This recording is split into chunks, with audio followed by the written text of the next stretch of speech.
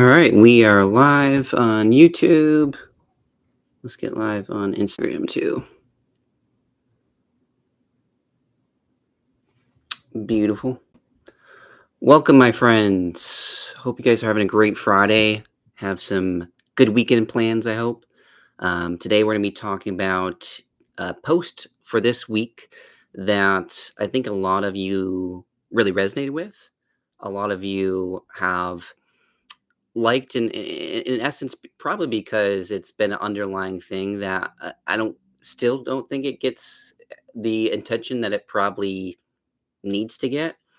And it's really this. It's like anybody that has blood sugar challenges, whether you have crashes, whether you have spikes, whether you have a combination of those, whether you have prediabetes, insulin resistance, right? There's foundational things that apply to all of those conditions. So many times on social media, we think, oh, does this work for type 1 or does this work for prediabetes or hypoglycemia, right?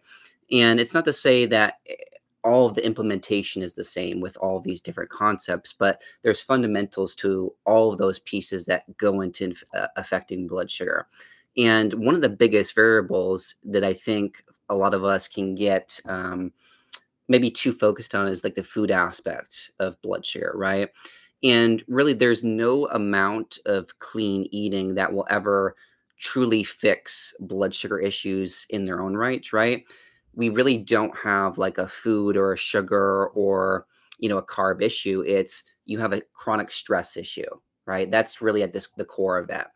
And why is that the case? Well, when we look at chronic stress, and then that's a broad term. And I think a lot of times when I talk about this, the first knee jerk reaction is like, well, it's the demands, it's the responsibilities that they have, it's work, it's caregiving, it's homeschooling, it's all those different responsibilities that you have, right? And all of us that looks slightly different depending on the roles that we're in right now. But it's less to do with that. It's less to do with external things. And a great way that I have to really kind of lay this out is, we work with, a variety of different people at different stages of their life. Some are in the retirement stage, some are in the working stage and building families, right? And there's differences, of course, in that lifestyle, right? For, some people that are in that busyness where maybe they're caregiving for parents or grandparents, maybe they have kids, maybe they have multiple kids, maybe they're going to different extracurriculars for their kids or for themselves. Maybe they're homeschooling, right? Or, doing things for the school, right? There's so many different things that can be involved in that type of, a lifestyle when you're just starting out. And that can lead to a lot of like stress, of course, too, and demands and responsibilities. But if you have the resilience to deal with that, then it doesn't mean that that stress is going to now impact your blood sugar, your health, or your ability to lose weight, things like that, right? Versus the person that maybe is retired, doesn't have a lot going on, but if they have like a high, what we call stress response, meaning that when they encounter stress, it really impacts them to a big degree. So maybe they go to a doctor's appointment or they go to the grocery store or they go out and socializing and it takes a lot out of them. Like that is a high stress response. And so, in comparison to maybe their previous life, they might not have a lot of stress. They might not resonate with that conversation because when they encounter it, their body kind of like freaks out in a sense. Well, that in a sense is what we're talking about here. And so it has less to do with like demands and responsibilities. That's certainly a factor, right? But it's not the end all be all, right? And so we'll talk about some of those pieces here today. But one of the biggest pieces is like, what is stress then? Like it is a very broad term. And so how I would look at it is the inability to cope with what our environment demands of us, right? And what that ends up looking like is can lead to a rise, of course, in blood sugar. Can lead to crashing blood sugar. It can lead to roller coaster blood sugar. Can lead to energy issues, right? Can lead to carb intolerances, weight gain, especially like around the center of your body, right around your stomach. right? It can lead to a lot of those different things. And, the reason why it leads to rises in blood sugar primarily has to do with it makes your body a little bit more insulin resistant. You have less ability to take the carbs in and process those for energy. Your insulin pathway doesn't work as well. And insulin, remember, is that hormone that helps to lower your blood sugar. So that's not happening as effectively. You're breaking down muscle tissue, which muscle tissue is more metabolically active, meaning it's tissue that can use up some of the extra carbs that you have like in your bloodstream, right? So all these different pieces are being affected, and then you throw in the liver. The liver is dumping extra glucose into your bloodstream, right? And so many times we hear clients, well, I haven't eaten anything yet, my blood sugar is rising, or I have high blood sugar in the morning, I haven't eaten for 9 hours. Well, a lot of these aspects are taking place, right? Where, we're either insulin resistant, our liver is dumping extra glucose into our bloodstream, we're not tolerating carbs well, like those kinds of things can definitely be active. But that's essentially what contributes to a lot of the, harmful effects of stress, right? Now, a lot of times we look at stress, we might look at it as being like very simple in nature. Like it's not like a really new topic. Like you've heard of stress before. And so sometimes we have a tendency to like discount it at times. Also, I think sometimes we think we need a complex answer to a complex problem, right? If we have blood sugar issues and conventional doctors or practitioners aren't helping us, or what we're finding on social media isn't helping us, we think we need a complex solution to that. When many times when we look to go complex, it doesn't always work in the manner that we want it to. And this is such a foundational piece to blood sugar balance that it is really the reason why people are struggling, especially when they are eating clean, which I want to get into in a second. But that's essentially what we're looking at. Stress is something that impacts blood sugar to a great degree. Oftentimes we discount it, and oftentimes it's hard to improve unless you work with somebody, right? It really is, because we can do all the mental exercises that we want. That's not always the answer when it comes to stress, and I'll talk about that right here, because there is three reasons why that I see people have a tendency to struggle with stress. Number one, it's kind of the example that I just gave around someone who's retired versus someone who maybe has a lot of demands, but by the end of our one-to-one program, their program their demands or responsibilities may not have changed, right? They might be fairly similar to when they started. But the difference is they have built so much resilience, they have supported their body so much that when they encounter the same stress, it no longer drives up their blood sugar. It no longer results in the crashes, right? And that tells us that their body can take on that stress and not let it impact their health, not let it impact their blood sugar. And one of the analogies I use for this to kind of describe the impact of stress is really the like if you guys drive a car, you probably have noticed at some point in time that there can be an engine light that turns on, right? That orangish, yellowish engine light that as a teenager I just want it to go away, like any means necessary. But really, what it is, it's a messenger, right? And so, I guess the question I have for you guys is the engine light the problem, or is what it signifies is that the problem? Because I would argue it's not the light that's the problem. It's like the messenger that tells us that something is off. It's what it signifies that is the problem, right?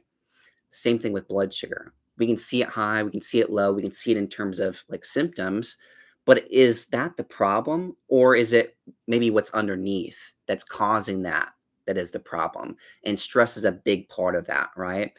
So, in order to address it properly, we can't be looking at it like a blood sugar issue. And in my opinion, going down the pathway of like doing these very simple blood sugar hacks. I think that can be fun and that can be add to the journey if that helps you. But it really has to look at, okay, why is our blood sugar high, or why is our blood sugar crashing? Because when you answer those questions, it becomes a much easier journey where you actually resolve it and don't end up spinning your wheels, right?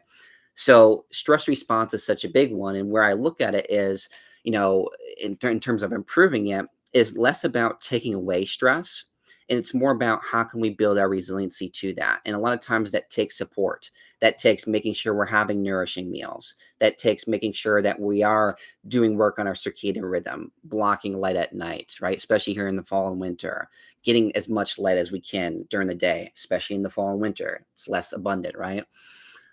Doing things around mineral work, right? One of our clients that we're working with currently, she's like 3 weeks into the program, and we started with more of the mineral balance because she had such a hard time creating resiliency. She's a business owner. She's running a million miles an hour, and it was really hard for her to kind of slow down because she just simply did not have the resources to do so. And that can be you can do all the exercise, the mental exercises that you want to, but if you just literally do not have the minerals available to respond to stress accordingly, it's going to be very hard to be able to do that. Right. So that is really important. And when we looked at some of her mineral testing, when we looked at some of her results, and she was taking like supplements that she really didn't need. Right. So we removed some of those and we started incorporating more mineral based, supplements, but also in terms of foods, really more targeted in terms of what her body really needed. And over the course of 3 weeks, she was finding a lot more stability. She wasn't spiking as high. She wasn't crashing as much. She was having more of that stability and was feeling calm as a result. And so sometimes, in order to improve a stress response, you have to give your body what it truly needs in order to be able to respond accordingly. And it's less about all these mental exercises, which can be helpful, but if you just don't have the ability to respond, then it takes some resources like that. So that is number one. Now, when I look at number two, and I believe Josh, you might have joined in. I will say I can't take credit for this term. Josh is the one, Josh Rubin at Real Food Gangstas. He is the person that coined the term helicopter healthing. And so I got to give him credit for that. This is when you are taking your journey almost way too seriously to the point where the journey has become overwhelming and stressful and almost anxiety provoking because of this sheer long to do list. And for many people, they get in this space, one, because they aren't working on a lot of the fundamentals that they really need to be, things that will really move the needle for them, but also two, they haven't quite found the answers and they're almost like reaching and reaching and reaching, and they've made their whole life about improving their blood sugar, improving their health, and almost this act of desperation, which you can understand, right? If someone's going through something tough, it would make sense that you would try to focus as much as your attention as you can on that, especially if it's not improving, right? But I think the thing that I often say about this too is like the approach that you take with your health is just as important as the result that you want to get, right?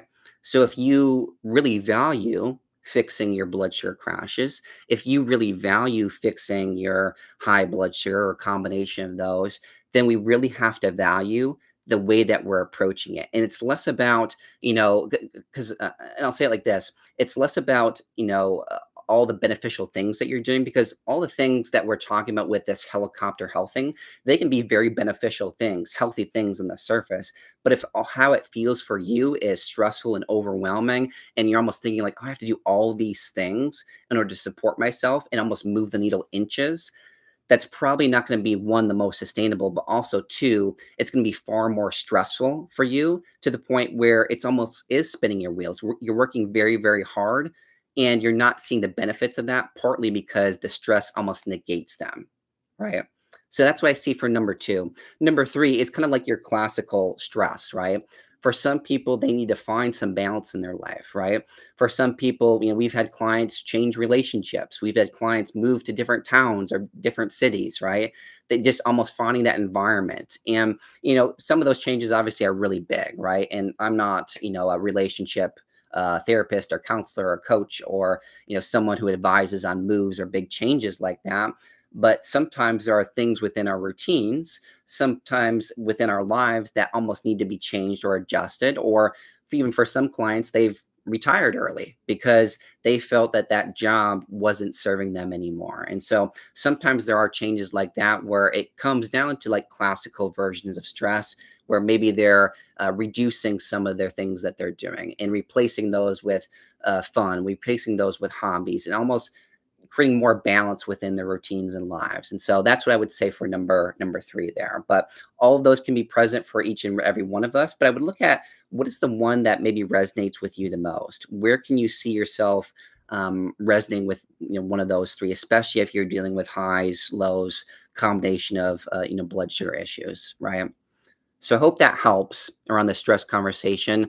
This is something that we go over all the time, and a lot of times it does take coaching in order to fully process. Okay, where is my stress located? Is it my stress response that needs to be improved? Am I attacking like my health journey in more of an obsession, fixation sort of way, or does something need to be shifted in my lifestyle and the classical versions of how many people relate to stress? So I hope that's helpful, but I would contemplate that and see which one you resonate with more and see if there's one way that you could start to address that a little bit better in a little bit more supportive way for you. And if you want to do that with a team that fully understands blood sugar challenges, we've been through it ourselves, but we can also have the ability to help you address the stress so that you see a stabilization in your blood sugar, please reach out. We'd love to help.